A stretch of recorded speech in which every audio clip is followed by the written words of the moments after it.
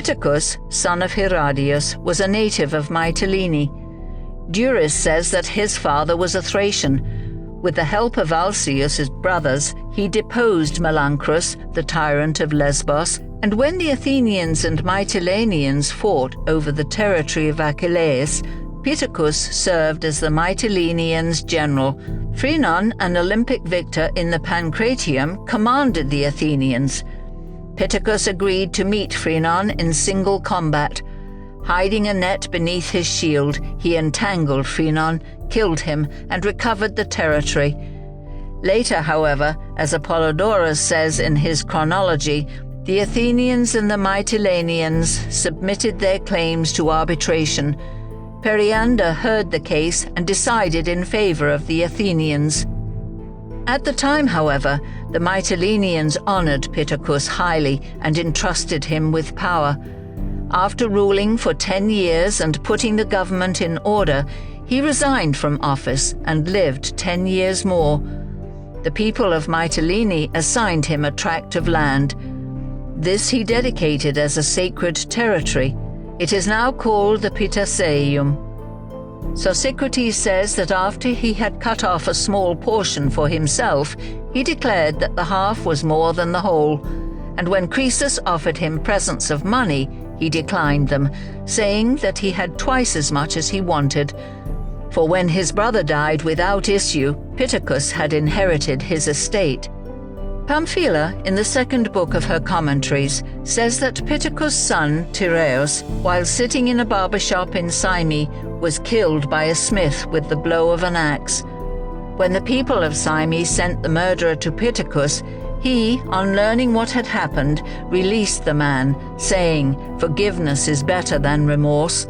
Heraclitus, however, says that it was Alcaeus he released when he had him in his custody, saying, "Forgiveness is better than vengeance." Pittacus framed laws. If a man transgresses when drunk, the penalty should be doubled. His purpose was to discourage drunkenness, since the island possessed wine in abundance. He said, "It is hard to be good," a saying cited by Simonides when he says the maxim of Pittacus, "To become a truly good man is hard." Plato also mentions him in the Protagoras. Even the gods do not fight against necessity. And rule reveals the man. When someone asked him what is the best thing, he said, "To do well the work in hand." And when asked by Croesus what is the best rule, he said, "The rule of changeful wood," by which he meant the law. He also urged men to achieve bloodless victories. In response to the Phocians saying that we must search for a good man, he said, "If you seek too hard, you will not find him." And to those who asked what he was grateful for, he said, "Time." What is invisible? The future. What is trustworthy? The earth. What is untrustworthy? The sea. He said that it was the mark of sagacious men before difficulties arise to provide against their arising, and that of courageous men, once difficulties have arisen, to deal with them well. Do not discuss your plans beforehand, since if you fail, you will be laughed at. Reproach no one with his misfortune, for fear of nemesis. Restore what you have been entrusted with. Do not speak ill of a friend or even of an enemy. Practice piety, love temperance, revere truth, fidelity, experience, tact, fellowship, and diligence. Of his songs, the following is the most famous. With bow and quiver full of arrows, we must march against the scoundrel. No word from his mouth may be trusted, for he harbors in his heart a deceitful thought. He also composed elegiac verses, 600 in number, and a prose work on laws for his fellow citizens. He flourished in the 42nd Olympiad. He died during the archonship of Aristomenes in the 3rd year of the 52nd Olympiad, an old man who had passed his 70th year. His monument carries the following inscription: With a mother's tears, holy Lesbos mourns the death of her offspring, Pittacus. His maxim, know the right moment. There was another Pittacus, a legislator, as Favorinus says in the first book of his reminiscences, and Demetrius in Men of the Same Name.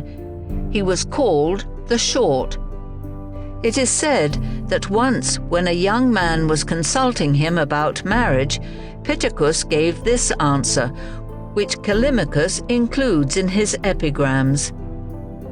A stranger from Ateneus asked Pittacus of Mytilene, the son of Herodias, this question: Old man, 2 marriages beckon me. One bride is of my rank in wealth and birth, the other is above me. Which is the better match?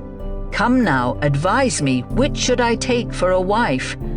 So he spoke, but Pittacus, raising his staff, an old man's weapon, said, Look yonder, they will tell you the whole story. Some boys with tops were whipping them, spinning them fast in a wide crossroads. Follow in their track, he said, and the man stood nearby.